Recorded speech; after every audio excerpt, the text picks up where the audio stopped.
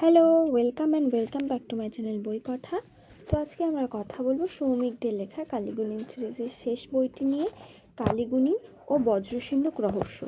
বইটির মুদ্রিত মূল্য 222 টাকা, এর পৃষ্ঠা সংখ্যা 160 এবং বইটি ওয়েব অ্যাপ্লিকেশন থেকে প্রকাশিত হয়েছে। এটিতে মোট দুটো গল্প আছে, কালীগুণিন ও বজ্রসিন্ধুক রহস্য, আর দ্বিতীয় গল্প হচ্ছে কালীগুণিন ও কালডোংরার রাক্ষস। বইটি হার্ড কভারের। এখানে প্রথম গল্পটি সম্পর্কে লেখা রয়েছে, প্রাচীন করদ রাজ্যে দেবীগ্রামের বহু যুগ আগে এক অতি ভয়ঙ্কর পিশাচের আবির্ভাব হয়। সে যুগে দুই ধুরন্ধর রাজা মিলে এই পিশাচকে শায়িত করেন অনন্ত হিমনিদ্রায় এবং এক অদ্ভুত যন্ত্রফাঁদে বন্দি করেন সুকৌশলে।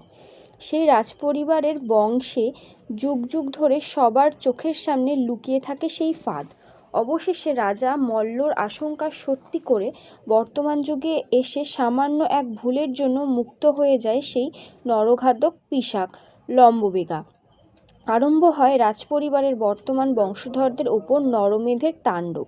মৃত্যু পথযাত্রী প্রায় প্রত্যেক হতভাগ্যই কিছু না কিছু জানিয়ে যেতে চায় সবাইকে, দুর্বোধ্য ইঙ্গিতে।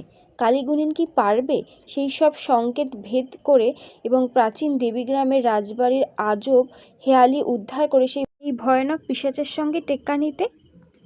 জানতে গেলে পড়তে হবে কালীগুণিন সিরিজের এই বইটি। Thanks for watching and don't forget to subscribe for more book review video.